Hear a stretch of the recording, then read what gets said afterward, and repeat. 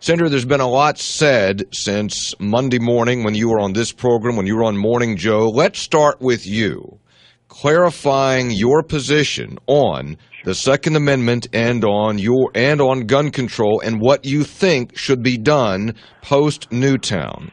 Right. Well, first of all, there's not more of a defender of the Second Amendment than myself. Like most West Virginians, I will always be a defender of the Second Amendment, I believe, with my heart and soul. I'm a gun owner. I intend to keep my guns, the same as most West Virginians, and everybody that I know will do the same. With that, Hoppy, I've been in contact for the last 3 days with the NRA. As you know, they've been pretty silent on everything. And we've been talking back and forth, and we finally, yesterday, they broke that silence. They're going to have a news conference on Friday, in December 21st, this Friday, in Washington. But they made a comment yesterday when they said in their statement, the NRA is prepared to offer meaningful contribution to help make sure this never happens again. I'm most pleased because, Copy, we cannot have an open dialogue with meaningful input unless the NRA is at the table. These are my friends. These are good people. They're hurting. They're in pain, the same as every American, what happened to these 20 little children. And I'm not going to let anybody be villainized. And I have groups that'll say, oh, it's all the gun owners' faults. Well, you know what? There is a game out called Grand Theft Auto. So I would say, my friends in the entertainment business, look at Grand Theft Auto put out by Rockstar Games from New York City and all the entertainment industry, and see what it promotes. And see if it doesn't have to go further and be more inclusive. And let's look how we treat our mental illnesses in this country. We deinstitutionalized them back in the 80s. We closed down Weston, and we closed down St. Mary's, and I was there when all that happened. And we didn't follow through and take care and give the care that was needed. So, Hoppy, everything has to be talked about. But you know what? And I've said this. I'm not supporting a ban on anything. I'm supporting a conversation on everything. And in a climate that I'm in right now, for the last 2 years in Washington, I have watched something I've never seen, where the norm is guilt through association. You and I might have two opposing views, and if they see us talking, whatever side, mine or your view, they're going to say, uh-oh, Hoppy's changed. Uh-oh, Joe's changed. Without knowing, we might be trying to find some common ground. That's elevated itself now, Hoppy, to its guilt through conversation. We can't even have an open dialogue. And if you're going to have some groups that say, I'm going to pass an assault weapons ban, and you think that's going to cure it? I saw your article, which you're spot on, Hop. That's not going to fix it. But if you've got the NRA at the table, and we've got the motion industry and the entertainment people at the table, we've got the health care and the mental illness that we have in this country, and the people that know that best, and you start moving dialogue, and I've said this, I'll use this as a comparison. 9/11, we lost almost 3,000 Americans. We stopped flying, Hoppy, but we didn't quit flying. We made it safer. We had a commission that went through and looked at everything, how we could improve safety in flying. And in 2006, we had two horrible mine tragedies back-to-back, Sago and Aracoma. And you know what? We stopped mining for one day to put the emphasis on mine safety. We didn't quit mining, Hoppy. And people have just got to say, listen, in Washington, you can't even sit down and talk and bring all the parties to the table. I'm so proud of the NRA and so pleased that they have agreed to be part of this. Do you, Senator Joe Manchin's with us, do you believe, as you have pointed out, you have an A rating from the NRA, you are a gun user, you've gone hunting, you've shot automatic weapons when the state police got them, and you are a trained gun user. Do you believe that, as part of this discussion, do you believe there should be any additional limitations on gun ownership, on clip size, on the kinds of guns that are available to the general public, law-abiding citizens? Should there be any additional limitations or controls? Hoppy, I can't say yes or no to any of the things because all I've asked for, I want the NRA to tell me why we have any weapon you might want. Is there any grounds or any changes or any things they would like to look at? I don't know. I can't even get to the conversation to have the responsible people at the party, if you will, or at the table, to finally come out with a conclusion. So everyone's saying, well, let's go back to the ban we had from 93 to 24. You pointed out there wasn't significant drop in crimes. Then you showed in Australia they went even further. So there's going to be everything on the table. Since we talked Monday, you can imagine how this thing has just taken off. Now, I've had people come to me and says, oh, hey, Joe, we've got to have every teacher and every principal and administrator trained in carrying guns in schools. Now, you and I might not agree with that, but they want to have that conversation. Other people said, well, we should at least have an armed guard at every school. I don't know whether I agree with that. I want to hear all the dialogue, but it should be part of the conversation. They're going to say, listen, my 8-year-old can get online and watch something like Grand Theft Auto that glorifies these horrific crimes. Shouldn't that be looked into and maybe be banned?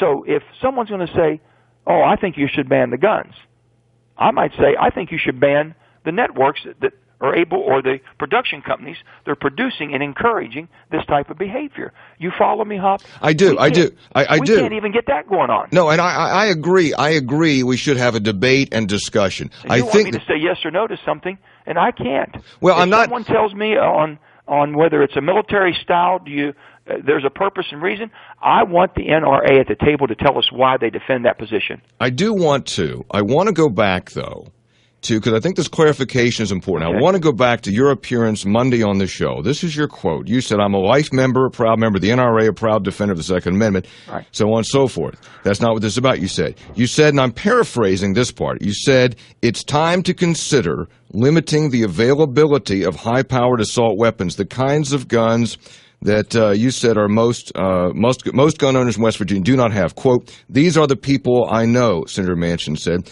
Quote, this is a quote from you, I don't know this other segment of society that believes it's so imperative that they're able to keep assault rifles and go hunting and do all the other things. They need 30-round clips and 2,000 rounds. I don't know those people. To me, that's a strong suggestion that there should be, and I'm not trying to put words in your mouth, I'm trying to clarify. That is a strong suggestion that you are open to or supportive of limiting of certain kinds of assault weapons or clip size or amount of ammunition. Now, is that an incorrect interpretation of what you said Monday? Let's put the whole Morning Joe show in perspective. All right.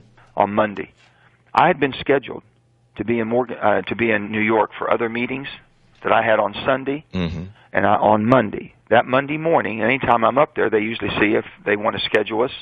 And Morning Joe said, yes, we were going to talk about the fiscal cliff. That's all. And that was on Thursday. It was confirmed on Thursday. Mm-hmm. This horrible, horrific tragedy happens on Friday. I'm called in the afternoon, my staff, and says, are we still going to, do you still want? I said, I'm still going to New York. I still have these meetings, and I think it would be totally, absolutely wrong for me not to appear. Now, Hoppy, and I've said this, 20 children got slaughtered. And I mean that it's just... No, I know. I know that. Okay. Now, with that being said, sure, it's changed, I think, America, but it's changed all of us to a certain extent. So when they asked me the question, I said, absolutely. Everything needs to be looked at. I don't know that segment of society. I've not been there. I've been with law enforcement, as you know. I've been with my state police when I was governor, and they took me out, and we go to the shooting range. I've shot all the weapons. I know what they have. I wanted to make sure that they were able to protect the citizens of our great state. So I know all that. I don't know, and I have not gone hunting with a person that took a rifle, a full automatic with 20, 30 rounds in it. I don't know that segment. But you know what? I'm open to sit down with that segment. I'm open to have NRA sit down and explain. And then you've got to come up to a conclusion. If there's a broad piece of legislation, I would think that hopefully we would all be on the same page. I'm not going to pick and choose and say, oh, here, you're just going to vote on this right now. If someone brings a piece of legislation, I would tell you it'll be flawed and it'll be wrong to do it just because you're trying to move on the emotions. Because if you're going to villainize a gun owner, if you're going to villainize the NRA and blame it all on the guns in America, as our problems that we have in a violent society, that's wrong, Hop. I have heard from any number of strong Second Amendment supporters, law-abiding gun owners, who believe that you, with your comments the last couple of days, have shifted your position and have turned your back on them. Sure. You know what, Hop? That's the whole thing I just mentioned to you. We have elevated to the guilt of conversation. Can you believe in this great country that if I say anything that's not lockstep with what we believe, what I have defended, but I'm willing to sit down and look at all aspects of it, that now I've become a traitor and have changed? Hop, I haven't changed. But my goodness, if I can't openly look at how maybe I could better protect children in society, and saying that, you know, it was the guns that basically were used by a deranged, mentally impaired person who slaughtered children, and I'm just going to blame the gun. The gun didn't shoot itself. It didn't commit that act by itself. It couldn't.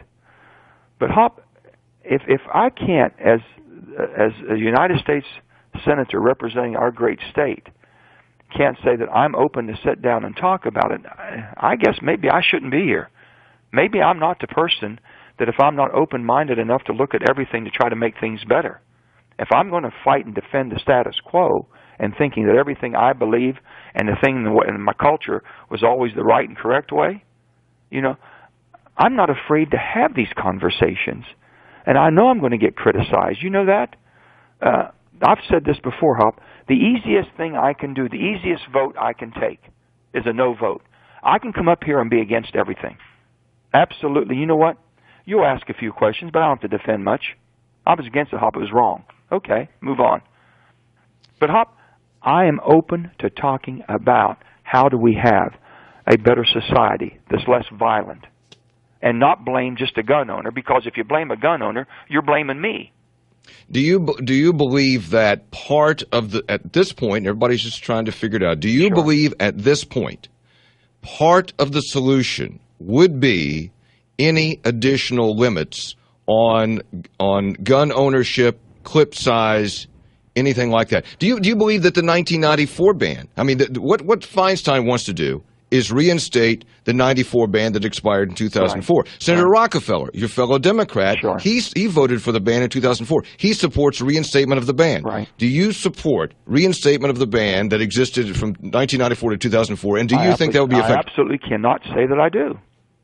But what I can say absolutely is I'm willing to look at it. We got a copy of Dianne Feinstein's bill last night, 11 o'clock. We're dissecting it, breaking it down now. But I would tell my dear friend and colleague from California that if you're going to introduce that bill solo and thinking it's all the gun owners' problem and it's the NRA's problem and they're the villain in this, you're wrong. You better be working with us in a commission that looks at everything. Then let's look at the entertainment industry that mostly has been bred out of California and see what they're promoting. Let me look at it all. Senator, look, we've known each other a long time, and let me be candid about something here. Sure. Is that I know often that you wear your emotions on your sleeve, and I wonder whether you said some things on Monday, whether on Morning Joe or on this program, other interviews, that your emotions got ahead of you, and you said some things because I know you, and you said, like, we got to do something. We got to do something about this. This is terrible. And will you look at gun control? Sure, I'll look at anything, look at everything, and maybe we should look at. Right. Did you say some things Monday that you now about gun control that accurately reflect what you believe, or do you now regret some of the things you said? Because I think what you're saying today. I think what you're saying today is different from what you said Monday. I'm saying it more articulate today than I said it on Monday. Monday was a very emotional day from the standpoint that happened on Friday. I was going and scheduled. Everyone thinks that I just went up here to talk about this. I wasn't even there to talk about any of this and this gun and this horrible tragedy of these children. And I cannot tell you and deny that 20 children getting slaughtered, 20 babies, 6 and 7 years old, when I just spent the previous 2 days with my grandkids, that it didn't move me. Okay, so that's the emotion. That's, you know me, Hoppy. Mm-hmm. Okay, and with that being said, I said everything needs to be looked at. Everything. I never did say. I said, listen, I went back through all that, and I said, sure, do we look at these so-called military weapons that were made for military? Do we look at all? We look at everything. And the only thing I said is I don't know that part of the gun-owning society. I don't know that part that basically uses these types of weapons for the sport and the hunting that I do. You know. But you did, and okay, all right. I'm going to take you. I saw some of the media saying, "Oh, Joe Manchin supports gun control." I never said I supported it. I said I'm open to looking at everything. I'm open to looking at the assaults. I'm open to looking at the clips. Open to looking at the mental illness. Open to looking at the violence in our culture because of our media. But Hoppy, people, you can see where this goes. If you're real far on one side or the other, to where you're either anti-gun or pro-gun, oh great, we got someone from this side that now maybe we moved him to this side. And I told Dianne Feinstein last night, I said, Dianne, we have to sit down. We have to get people to the table. The NRA, and I was so proud, and I am still so proud, that the NRA, for the first time, I think if you look, that they have said they are prepared to offer meaningful contributions. They want to be at the table. They will be at the table if I'm at the table. All right. U.S. Senator Joe Manchin, I know there's fiscal cliff stuff. We went long on this, so anything you can add on the fiscal cliff? Hey, Hop, the only thing I'm telling you right now is that, it looks like it's going back and forth, back and forth. Is it 400? Is it $1 million? Is it 200? Is there any significant cuts in spending? And it concerns me. I mean, if I was the market and I'm not there watching, are we able to get any meaningful change? Some person told it to me best. It looks like we have either a small patch, a medium patch, but we definitely don't have a large fix. So do we get a small patch or medium patch? What does it do to the markets? Do we buy 3 months or 6 months? Hoppy, we need to be looking for something different than that. If we're going to hit the cliff, what does the cliff really mean? It means that simply you're going back to the Clinton tax rates of 2001 and before. You're going back also and committing yourself. The penalty we put on ourselves was that we would cut our spending. Now, can we do that in a softer, gentler way over a period of time than hitting it all at one time? That should be the fallback position, and I think it would stabilize the markets. So I'm going to be speaking out on it because there's just so much going on here, but you keep praying to the good Lord that people come to their senses and say, listen, I just keep thinking it's not how we fix things in West Virginia. We just didn't know to get to this scenario or this problem. U.S. Senator Joe Manchin, Senator, good to talk with you. We'll be in touch. Thank you for your time. We'll take your